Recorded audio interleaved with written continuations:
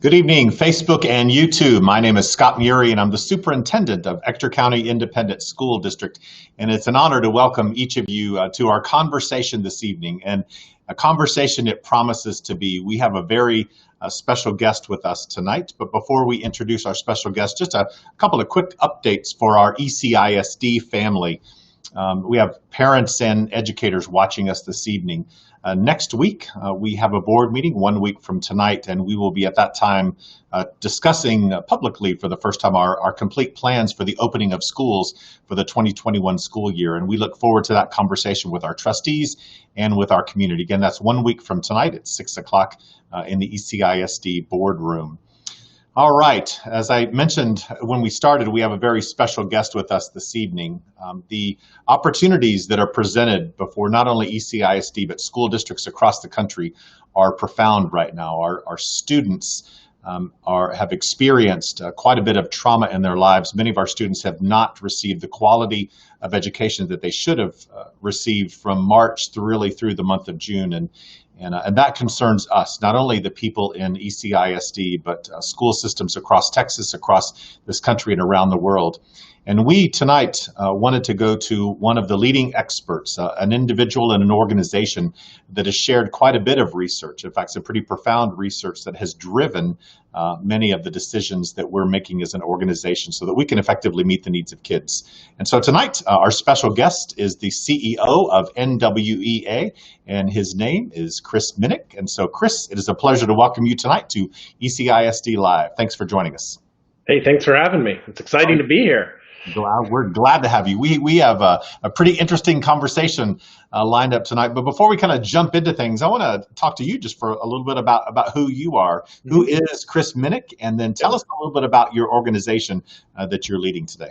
Oh, that's great. Thanks for asking. I live in Portland, Oregon, out here on the West Coast. I met my wife in San Antonio, Texas. So I spent a good 5 years in Texas in my mid-20s.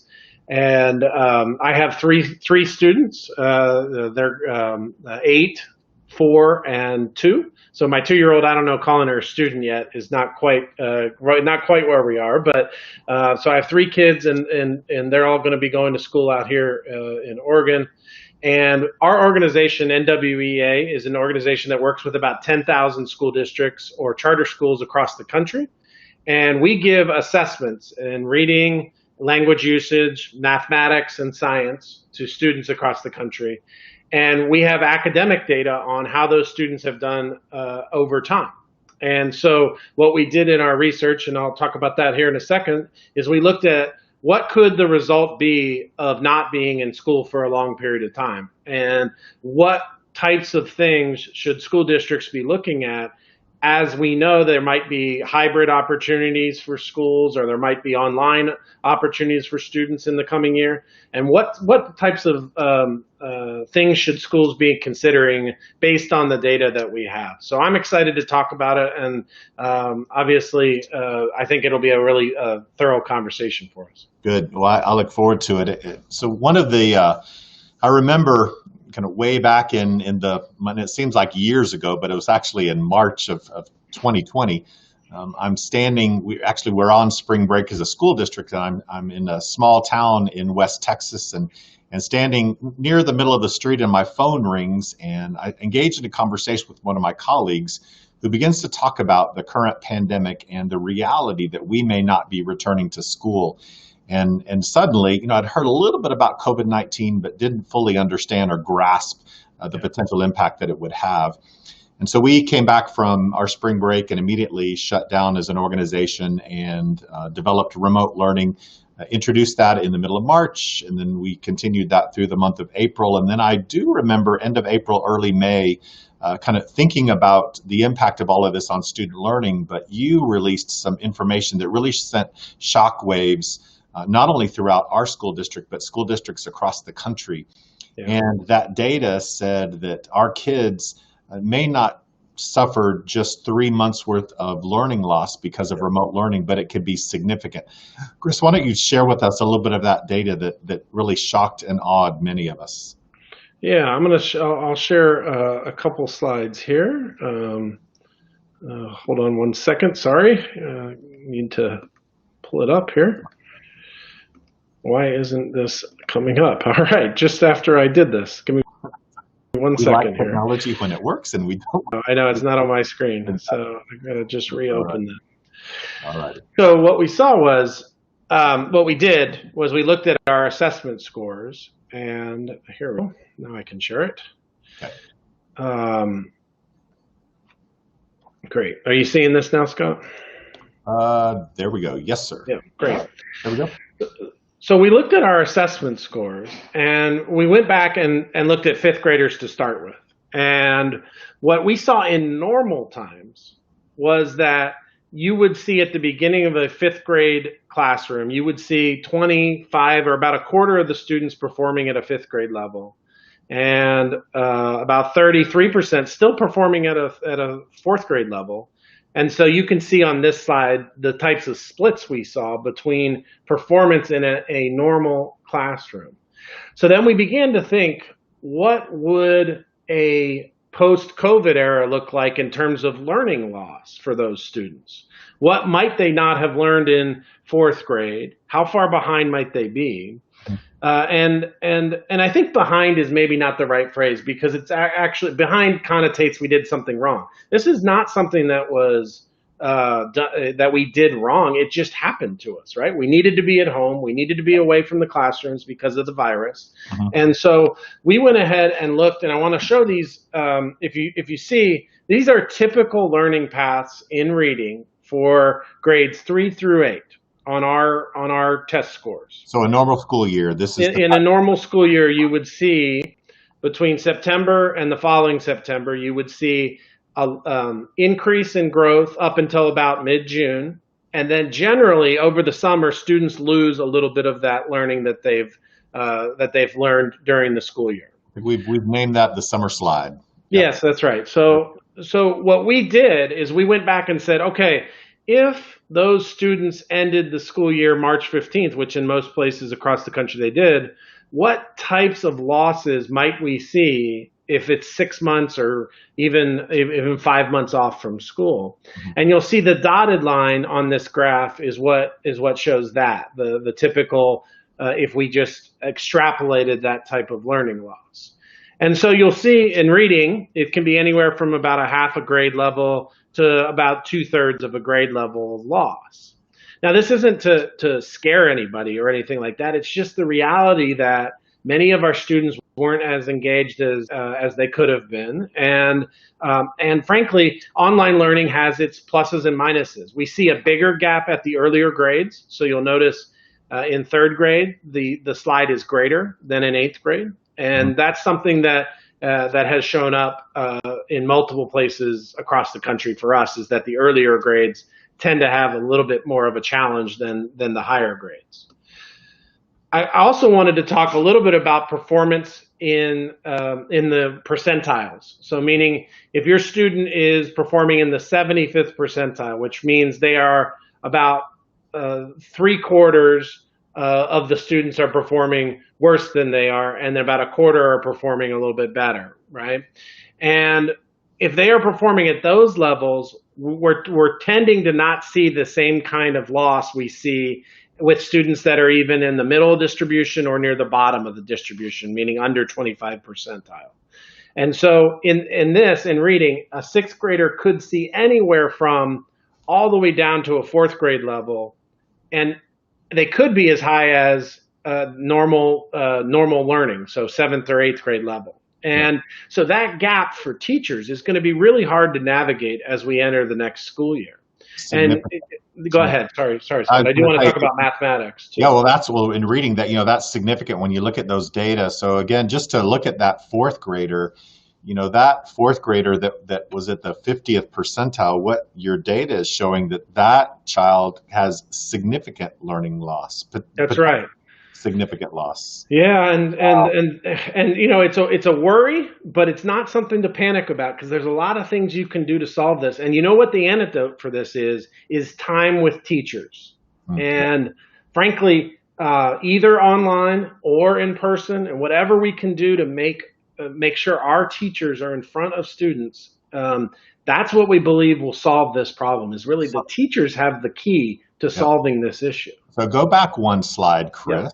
And I think looking at these data and then listening to what you just said, this says when you look at third, fourth, and fifth grade, those students appear to have potentially a greater learning loss than the older kids. So would you recommend, elementary kids, our focus should be there, more time with teachers at the elementary than secondary? Would you see that as a priority based upon these data?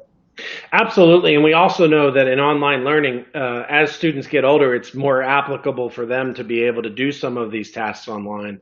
At the earlier grades, it's a little bit more difficult. So yeah, the reason why we're seeing greater loss, we believe, is students at those lower grades really do need time with their teachers to learn some of the basic skills.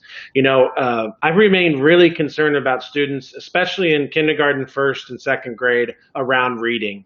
I think those are generally the grades where kids learn to read, and we know that if you're not there at some point and you keep getting passed along and don't learn some of those things like phonemic awareness and the ability to track text and things like that, you're going to really struggle in later grades. So it's not that you can't make this up. You just got to be really purposeful about making it up. That intentional work, I vividly remember, it was the month of April, and we were having a conversation. Our senior leaders are gathered around a table, and one of our principal supervisors talks about the life of a kindergartner.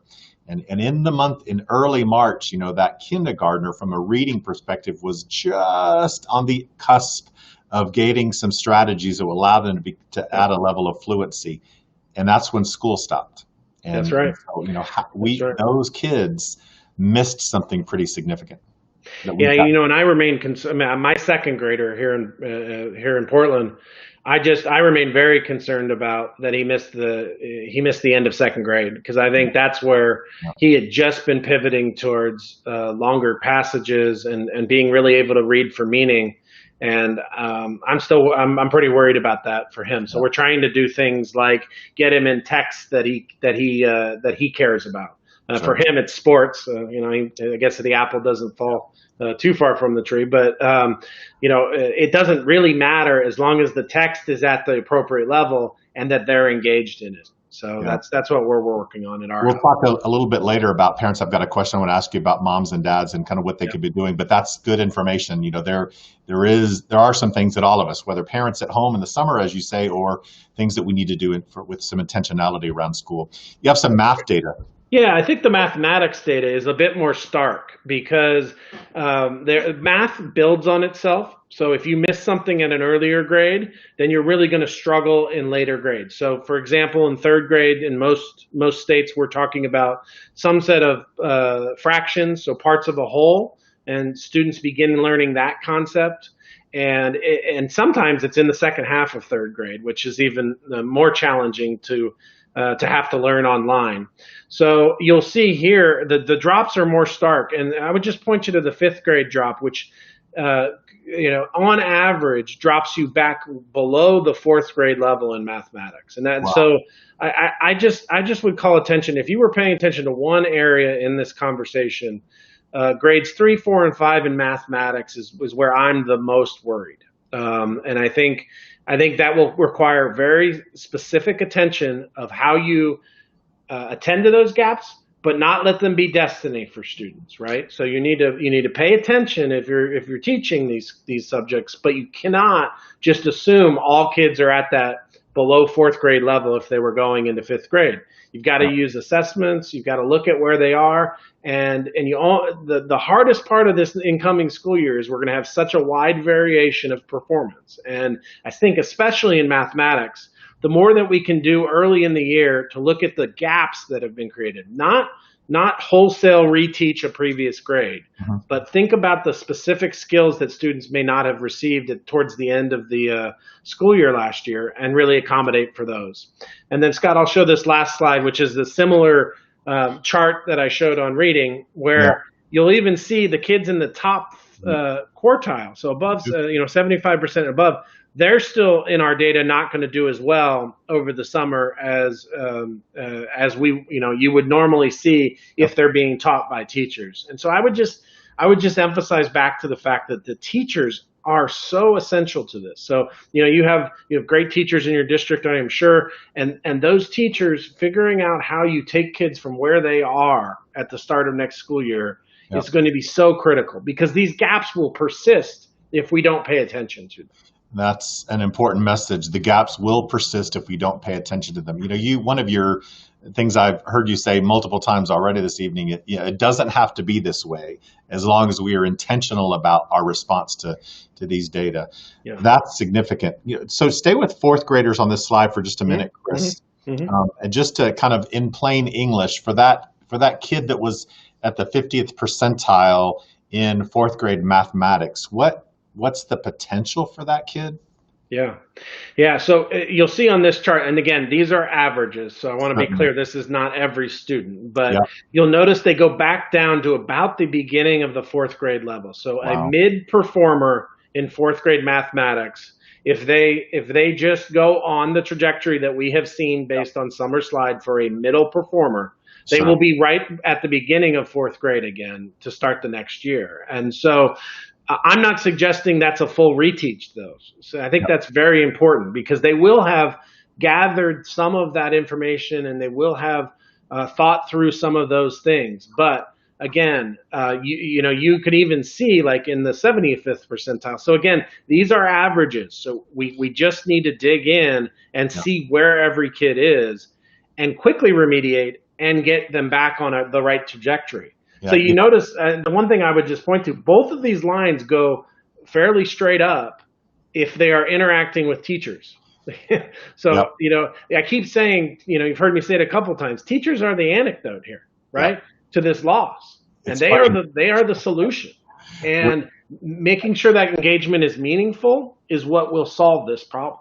Yeah, absolutely. We have talked, in education for decades about the silver bullet, and there is no silver bullet in education. But I think your data suggests that the silver bullet is actually the teacher.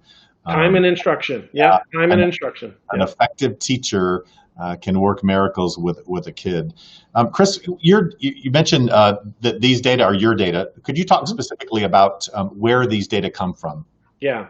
So we use data from the 2017-2018 school year, and we assess about 10 million kids across the United States. And so that's about 25% of the kids in the United States. And so we used broad data when looking at this. I think we made sure that it was a representative sample. And so it was a very large sample size, and it enabled us to see exactly where kids were at the end of that school year and then where they started the next school year. And the name of the assessment that you use specifically? Yeah, so it's called the MAP assessment, and I believe we'll be using that in your school district coming up this next year. We'll talk about that a little later, I think. We are actually. We're bringing the MAP aboard. It's one of those things that we'll do at the beginning of the year with our kids. So 10 million students are reflected in your data from across the country. Yeah, that's right. Yeah, pretty impressive. So let's go back to something that you alluded to quite a bit, and that is this does not have to be permanent. Mm-hmm. And one of the things as educators that we want to do with data is to use it to inform our solutions. So talk to us a little bit about that. Why does this have to be permanent? And what are some potential solutions that we could develop and implement effectively as an educational organization? I just think it's so important in education that, we get the opportunity to take kids from wherever they are, right? They might have had a bad summer. They might be dealing with trauma in their life, as you spoke about earlier. Uh-huh. And I believe, and I just believe it in my heart, that education is the great equalizer for our students. It is the thing that can create opportunities for kids. And so when you look at this data, the thing that I don't want to settle in with people is like, oh, well, we're definitely going to have all this big learning loss in the fall. What we're suggesting is, if we don't take this seriously, we will have a bunch of learning loss, right?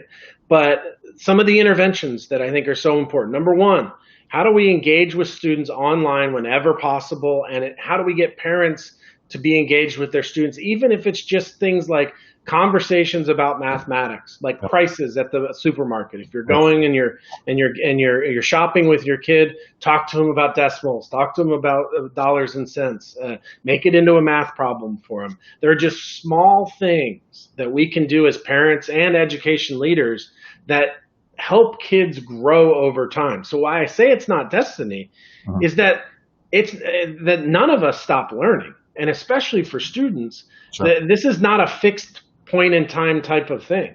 You know, we're going to go into this next school year, and it's probably not going to be normal for anybody in the country, and it's probably going to be hard for a lot of kids. And so what I'm suggesting is that looking at growth instead of where kids are right now is more important, especially in this year we're about to enter.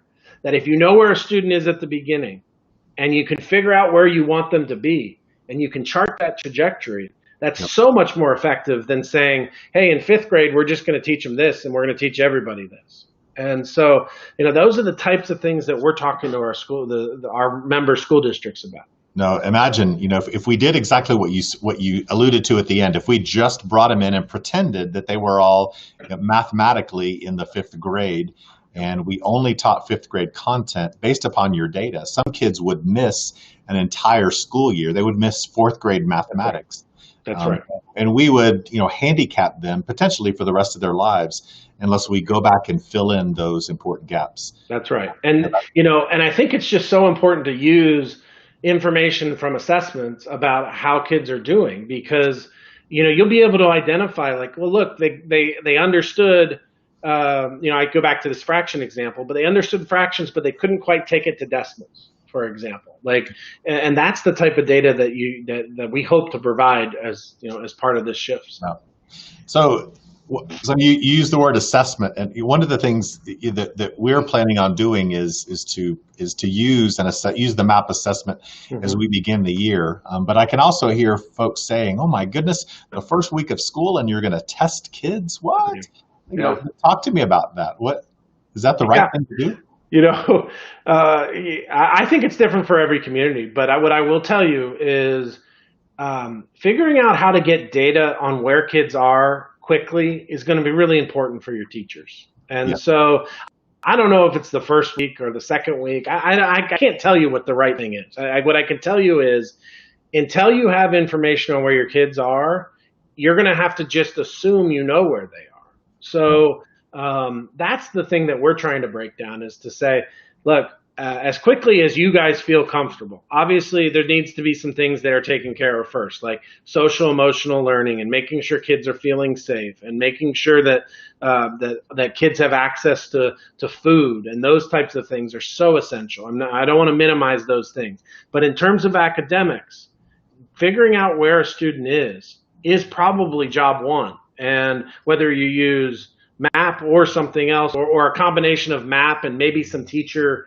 created formative assessments. I mean, those types of things would be where I would push districts to think about. Yeah, no, that's pretty smart. I think you know, to your point, it's figuring out where kids are academically, figuring out where they are socially, emotionally. You know, our kids have had a traumatic experience really around the world, and we must receive them exactly as they are and take them forward. And part of that clearly is where they are academically, but part of it is also that social emotional piece. So to your point, it is, what is the right balance, and what does the beginning of school look like, whether virtual or face-to-face?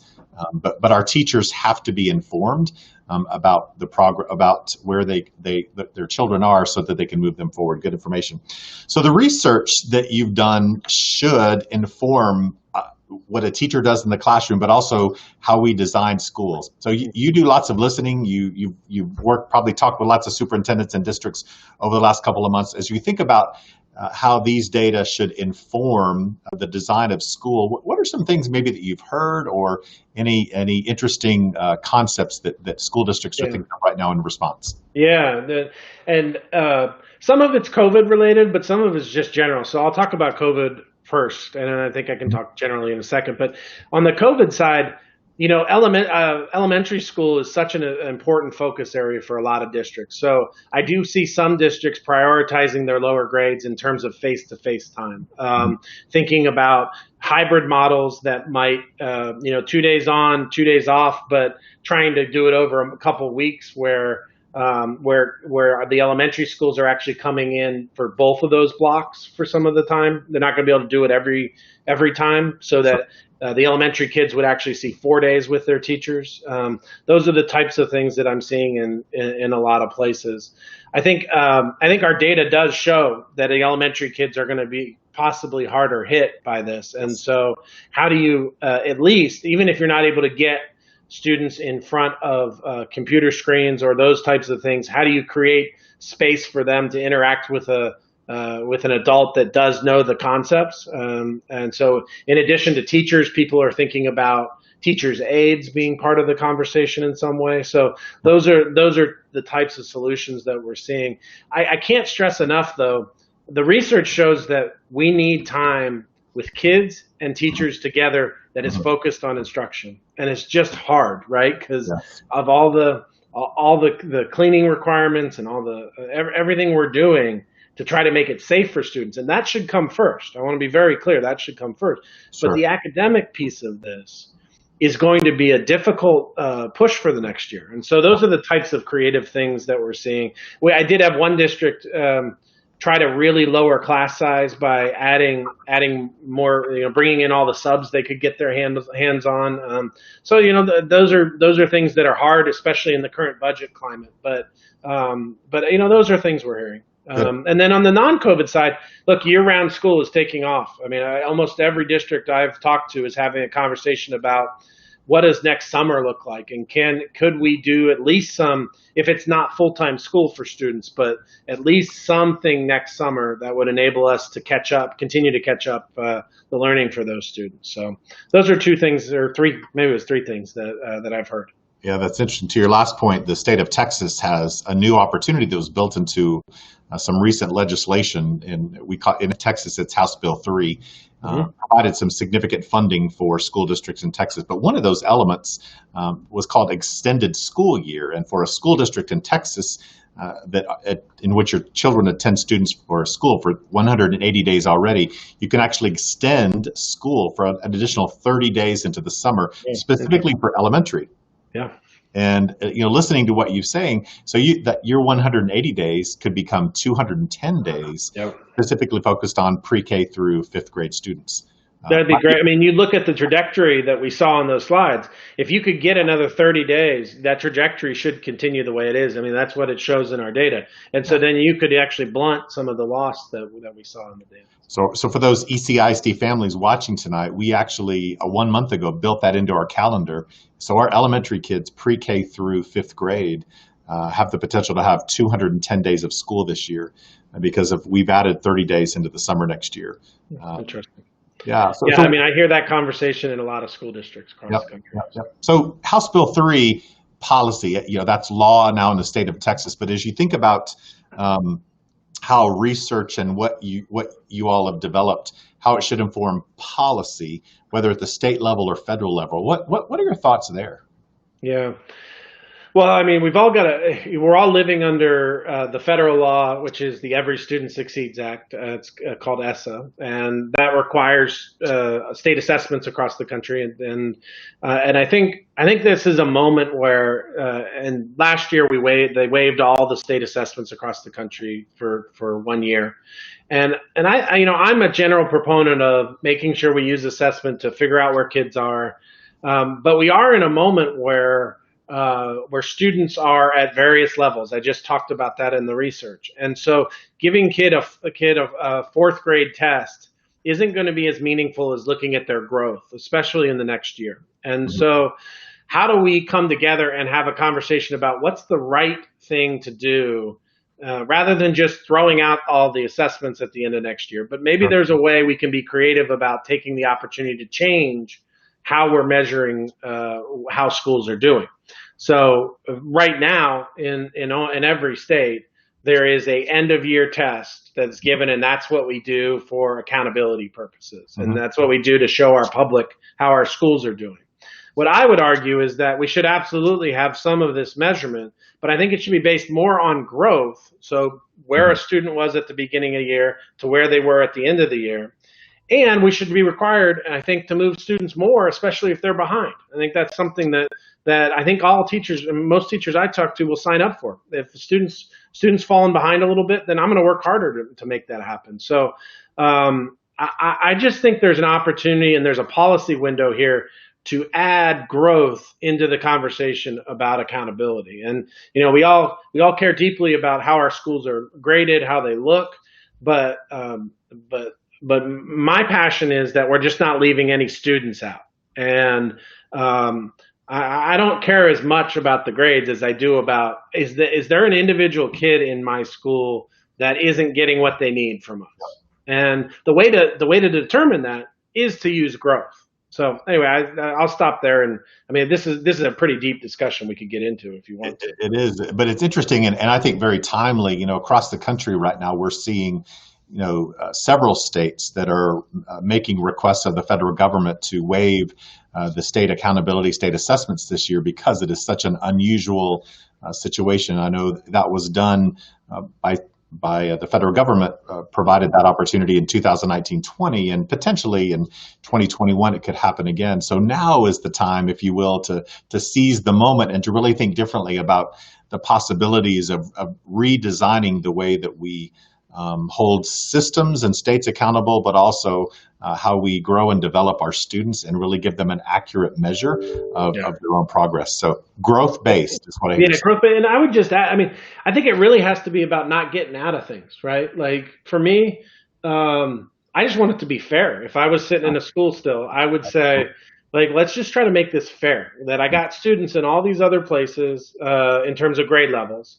Mm-hmm. And, our research shows that you could have 6 or 7 grade levels in one classroom. Yes. And I'm still giving them a grade level test at the end of the year. No. I think we should absolutely push towards grade level. But what about the kids that are above? They should be given for higher growth targets, frankly. And so, that's what we should be talking about, every kid in every classroom and what we want to do with them. So good. Yeah. Every kid is an individual. That's right. That's right.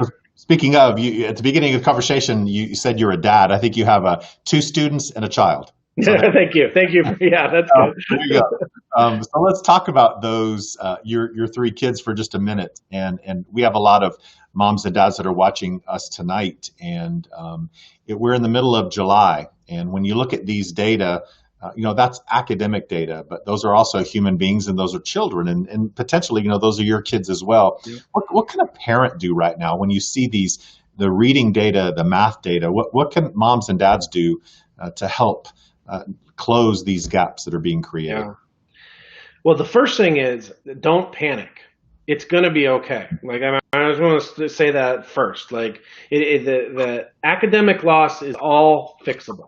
It's all fixable. And so, if your kid misses something over the summer, it's really going to be okay. That's my first thing. We see lots of kids on lots of different trajectories, but there are things you can do as a parent and that we're doing in our house that I think are just really important. Number one, as I talked about earlier, get your kid into texts in books that is at the right level for them. And if you need help doing that, I would look to a measure like Lexiles, or you could even look to the MAP data in the fall, and it will tell you what kind of books would be appropriate. So those are the types of things that kids need right now. They need to read, and if you can get them into text, that will help in terms of their ability to then make meaning later. And I'm talking, earlier grades right now, Scott.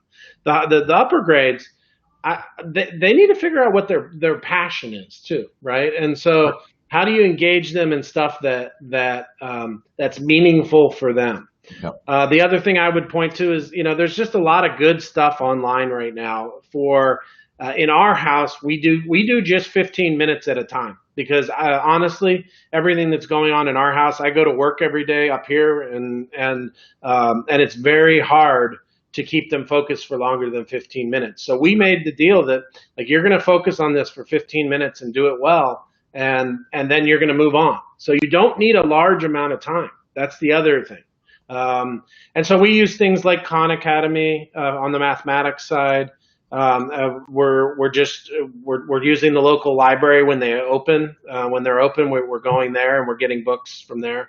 So those are the types of things we're doing. I would just, again, stress two things. Don't worry, it's going to be okay. And then number two, do everything you can to get them interested in things that will further their education. I mean, that's the simplest thing I can say. That's good. And that's basic advice. I liked your first one. Again, don't panic. And even for us as educators, we can't do that. Looking at your data, there's some shock and awe in there. Yeah. But if we're not thoughtful about it and we freeze and panic, then we'll do nothing to resolve. But as a parent, certainly great advice. And families can read at home. There are lots of books and opportunities. Libraries are still open in many places. Books can be gotten, and even in Texas, our Texas Education Agency has made available digital books free of charge. Oh, that's great. All over the state. So that's an opportunity. Again, pre-K through 12th grade, kids have those opportunities. So that's good. And then conversations. Your advice about just talking to your children in general. It's interesting just how much kids can learn from us as we engage them in meaningful and deep conversations. So it is. And no matter what you think, like as a parent, it's incredibly stressful. It's one of those jobs and one of those wonderful things you get to do in life. And it's just, I at least feel like I'm pretty consistently not meeting the mark with my kids. And so I just want to give people permission to say, whatever you bring to the table, bring it to the table. If it's if you're still working in this moment, even if you're not working in this moment, talk about your job, talk about what you used to do, because they will learn from you. They will, and they'll be okay. They'll be okay. Good. That's good. I'm monitoring questions too, Chris, as we're talking. And one question that I've seen a couple of times deals with special education and our students that may have IEPs, and even our students that are English learners or have other labels, if you will, that they may wear. What does your data, when you dive into that, do you disaggregate that by category and maybe specifically stay with special ed? Any thoughts there? Yeah, we do, and our data matches. I don't have a slide of it, but our data does match trends in other data sets about the slopes are a little bit steeper for English learners and for special ed students. What I would say, and again, this kind of ties back to what I've seen other districts do, making sure that we have a lens about what those students need as we make plans for next year is going to be really important. So you said at the beginning you're having that discussion as a community next week, and I would just encourage you guys to think about for our students who are learning English, how do we engage with them more? Especially, and again, I keep pointing to these early grades, but elementary school ELL students are the ones that see the steepest decline in the data. Special ed students as well, but again, it's really hard. I don't like actually showing special ed because there's such wide differential between disabilities that the averages aren't as important as making sure we're meeting every special ed student where they are and then moving them forward from that point. So like a dyslexia diagnosis is one thing on reading that can be really, really hard, especially if you can't get to that diagnosis. And so so one of the things we see in our data is when the dyslexia starts emerging is generally second, third. I mean, that's when we can start seeing it. It's obviously been a problem before that, but early interventions on those students really do make an impact on their long-term success. So when you're thinking about planning for next school year, how do you think about our students who have disabilities, our students who are learning English, and can we give them more time with teachers or in one-on-one settings, even if it's online, to make sure that they're getting what they need? And frankly, I know that's a hard problem, but that's one that I think we're called to solve that problem because that's really where we can have a big impact on students. I was just going to say that is our purpose, is to know and understand the problem, and then to your point, to be intentional about those solutions. It goes back to really the essence of this conversation, using really great data to make really smart choices about the kids that we're serving. Great point. Thank you. So let's do the opposite for just a minute, Chris, the ugly side of this. What if, in looking at all these data, what if we do nothing?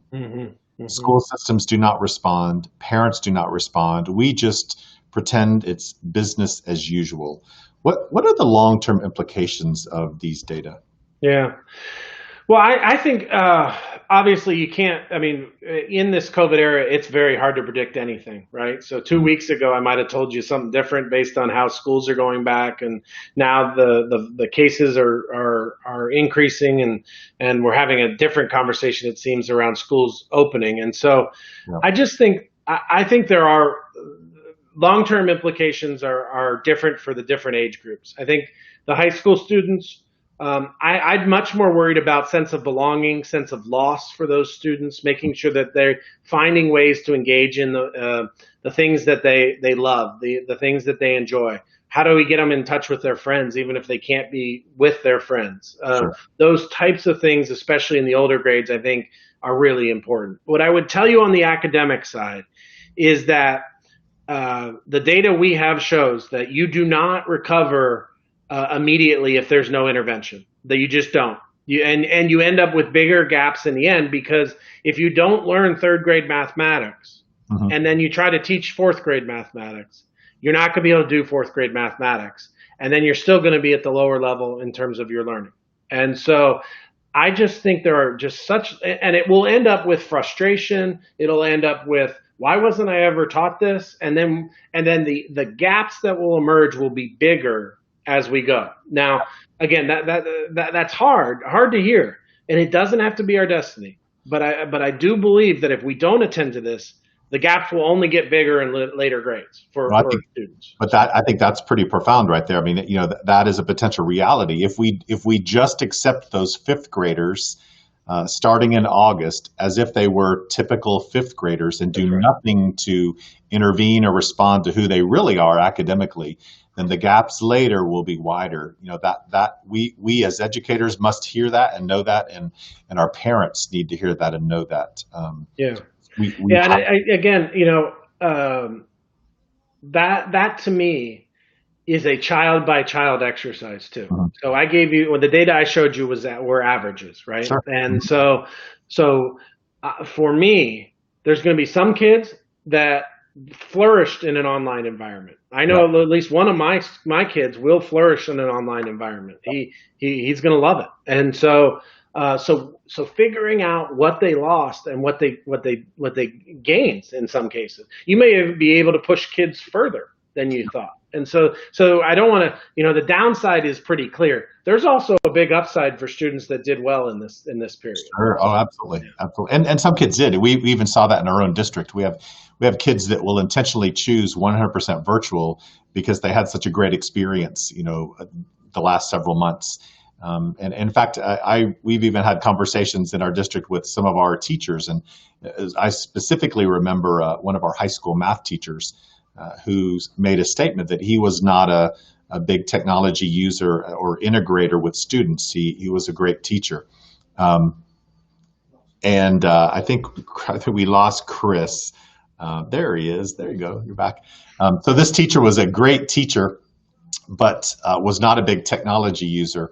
And he, during this COVID-19 time, he switched immediately to use a virtual platform to teach his students. And he said, for the very first time, I've met some of my students.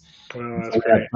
30 kids each period, and some of his kids never engaged in the learning process. They never asked a question. They were quiet. But in the virtual environment, they came to life. Yep. He said, as a teacher, I will, from now on, I said, I don't know how, but I will always use a virtual environment to support learning in my classroom. So isn't that fascinating? I mean, that is just, and again, sorry, I hopped off for a second. I don't know what happened, but I'm back. So it's just fascinating to me. What can we learn about how we engage kids from this moment, right? Like, because we do know that some kids are introverts, or they want to put their hand up in class. And I got 30 kids but there might be a way to engage them with some online learning, even if it's in the classroom, that they might be more engaged that way. So I just think it's such a big opportunity to think about how we might do things differently now that we know that there's some positives of that environment too. Absolutely. Blended learning will be a primary strategy that we will incorporate Great. in August. And blended is really the best of face-to-face with a teacher and that virtual environment. And when you put the two together, you can tap into the experiences and learning styles, if you will, of a variety of different kids. So it should elevate our options for kids next year, and we're excited about that. Yep. Absolutely. So a question, let's go back to the MAP test for a minute. So we as a school district are going to provide that opportunity, as our students return, really pre-K through probably 10th grade, our students will take the MAP assessment. And once we have that in our hands, what does a teacher do with that data once he or she sees that?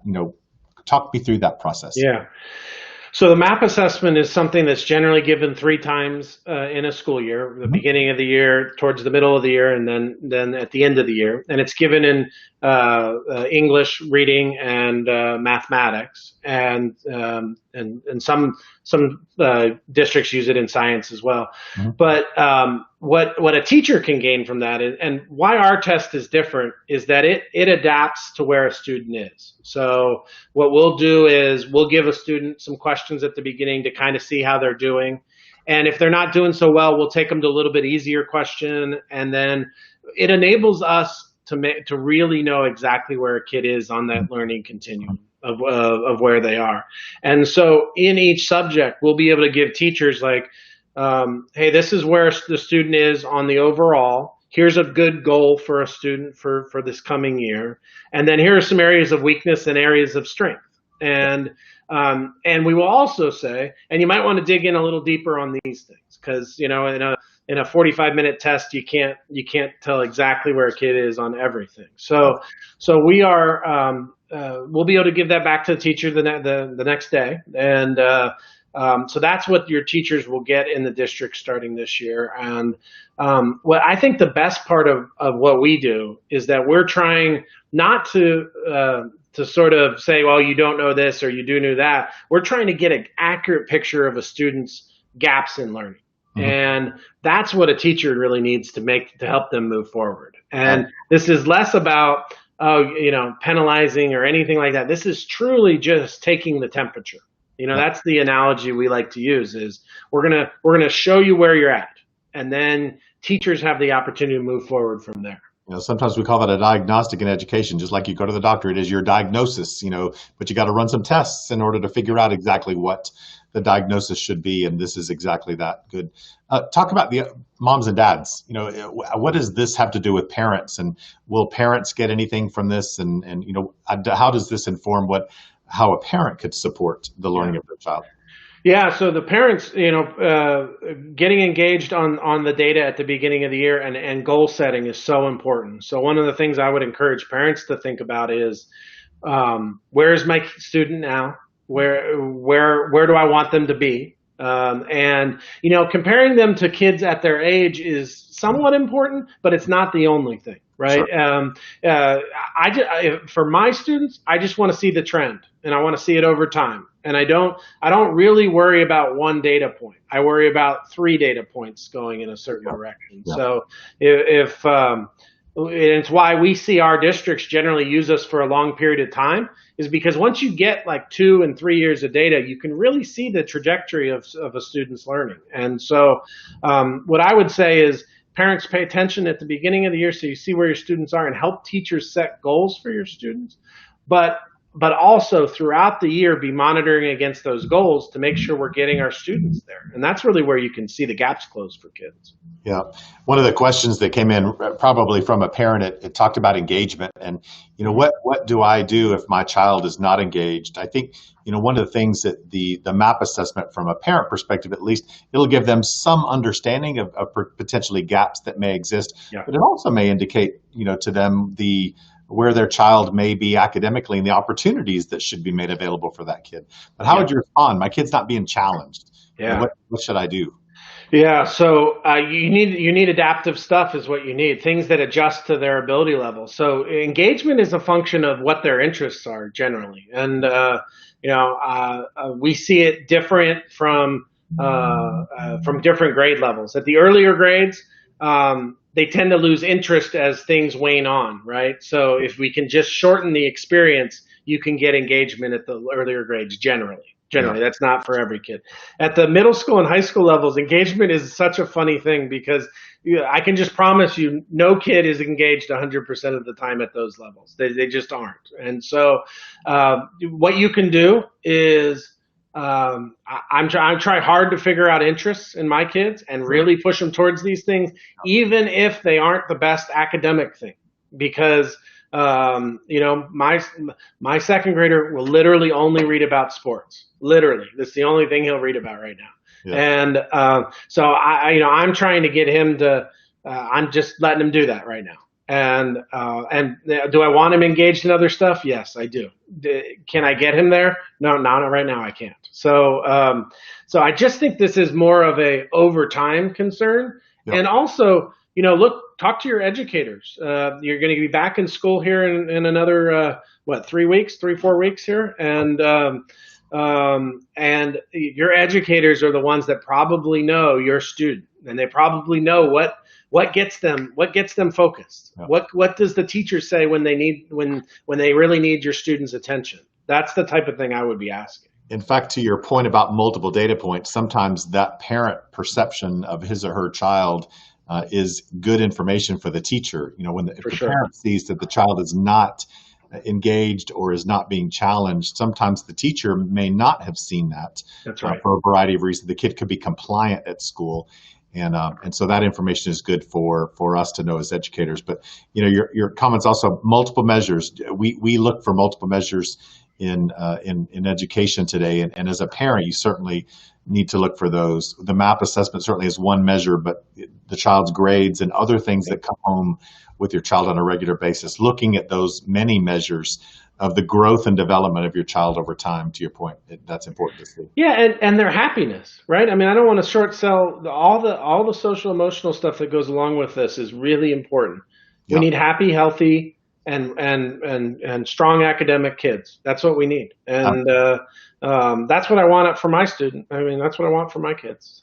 So you're the CEO of a testing company. Yeah. Talk about over testing. We hear that a lot in education. You all test too much. What is the balance? Yeah, I don't think I'll win any popularity contests as a CEO of a testing company. So, what I would tell you is I think we've missed the balance. I think I think that we give too many assessments for the wrong reasons. And what I would argue is that if teachers aren't seeing utility out of an assessment, it's probably not the right assessment to be giving. And so what I would argue is we've done assessments for lots of different reasons. The federal government, the state government, some districts are doing assessments for different reasons. We have so many levels in our system that each level is trying to figure out what the data point is. We need to combine these levels. And so I talked earlier about the policy side. Assessments, and that's why I call them assessments, not tests, because tests have taken on a different name. Yes, teachers invented assessments. I had a teacher say that to me the other day. They said, teachers were the ones that built these things so they could figure out where their students are. That's right. And that's what these assessments need to be used for. And if it's a test that's just being given for the sake of giving another test, we got to stop doing that. And so, and that's not what we want. I mean, we're a nonprofit organization, and we don't, we're not in the business of trying to make a bunch of money. We're trying to get the best assessments in front of kids. So. Yeah, it's an excellent point, and you probably find it unusual that somebody in your position makes a statement like that, but it is right, and we believe that. I think testing is out of control in our country and in our school system today, but meaningful assessments done right and well and that have value, that is what is good. And to your point, as a teacher, if there is no value in the assessment, then we shouldn't be doing it. And a principal and a superintendent, this superintendent feels that very same way. Great guidance. Good point. Yeah, you're welcome. So can I ask you a question? Oh, I think this is just, I think this is just a chance to turn, and I didn't tell you I was going to do this, so, you can refuse to answer if you have, right? But, I get to talk to lots of districts and superintendents across the country. Like, when you think about assessment, what are you trying to accomplish? Like, what do you need from your level? And then what do you want to see in your schools when they use assessments? Yeah, to me, assessment is about informing the work. To your point, it must have value. And the MAP assessment is an example. Beginning of the year, middle of the year, end of the year, we've got to follow the growth and development of our children. But if the assessments that we are giving children do not provide value and meaning to the child, to the teacher, to the parent, then we shouldn't be doing it. And I would always encourage teachers and parents and administrators to push back on the system when we over-test. And test is it's a four-letter word today in our business because we do too much of it and it has zero value. I go back to when I was a teacher, and I vividly remember being a teacher in the state of North Carolina. And at that point, we gave the CAT, the California Achievement Test. I always thought that was interesting. We're in North Carolina, we give the California Achievement Test. Yeah. But we gave that test at the end of the year, and then the students left. And when I started the next year, I always got the results of the test from the year prior. And I looked at them and said thank you, and then put them in a shelf, and life went on. It had absolutely no value to me or the students because it was an afterthought. It was autopsy data. The class is gone. But if assessments have value, if they inform the work that we're doing, then they are good and just and meaningful. So I agree with exactly your point earlier. Value and meaning make assessments powerful in the lives of kids. That's great. And do you use, at the district level, are you looking for trends of where we might not be teaching something as a whole very well? Like, I know I'm running up on the end of the time, but I'm just interested in, like, are you going to use that data at the district level to say, hey, maybe we're struggling with this topic in fifth grade or whatever? Yeah, really, we're most excited about using the data for the individual kid level. Our teachers want to know very specifically where our kids, because the last several months have been such a challenge for our families, and yet some of them had great success. Mm-hmm. So we want to use those data and other data elements, really a multiple measure environment, to know and understand where our kids are as individuals. And then what do we need to do? How do we organize ourselves as individual teachers in a classroom and as a school to effectively meet each and every individual child's needs? And I think in the aggregate, you can begin to look at data and what it means across a system. What does it mean across a school, a grade level, a subject area? Yes, but the biggest value for us is the individual child. Great. So, great, Scott. That's awesome. Excited to be working with you guys. Well, it's a lot of fun, and I appreciate. We'll wrap this up, Chris. Just kind of looking at questions. We've got some questions about. I actually ask you this one. It'll lead up to something we're doing. So, how does a student take the MAP assessment? Do we use a paper and pencil, or do we use a device? Yeah. So all our assessments are online. It's done through generally in schools. It will be in an online setting, either in a lab or in the classroom, depending on how the school is set up. If the students are going to be home, there's even an opportunity to do it at home if we wanted to do that. So part of the thing we're talking with our districts about is how do you get that information, even if your students aren't in school every day next week. Yeah. Maybe you could use one of the home days to have them doing some of the assessments. So we're talking through that with a lot of our partner districts. So our exciting announcement for our families is we've made a significant investment in technology. So we will have a device for every child in our school system next year, and we're thrilled to be. We've spent a lot of money on making that happen. We're also doing a lot of work in broadband. So to your point at home, right now 35% of our families have said they want remote learning, and we want every family in our school system to have broadband access in their home, and that does not occur today. And so that is our goal, is not only to provide a device for every kid in our system, but to ensure that every child has broadband access in their home. So a lofty goal, but that's a big win. Yeah, that's a big win for your kids. So it absolutely is, and we're have a great board of trustees that really supported that body of work, and a community that is fully supportive of that need for our kids. So we're excited to be able to do that, and that'll be a big win. And also will help teachers when it comes to putting all that data together and collecting it. It's a lot easier to do when it's in the form, when it's technology based as opposed to paper and pencil. Yeah, for sure. So that'll be a lot of fun. Hey, Chris, I have thoroughly enjoyed this conversation with you. You have been, the data is enlightening. again, it was shocking when we saw it in early May, and I think it sent shockwaves around our country as educators, north, south, east, and west saw that and realized that yes, we have a pandemic medically, but we have an educational crisis if we don't intentionally do something about this work. And really the data that you all created has helped focus us as a school district, but also districts across the country in the right direction to make sure that we will, that those lines that started to go in the wrong direction, that they will actually begin to move in the right direction. And the silver bullet is, as you said over and over again tonight, time with teachers. Time with teachers. That's good.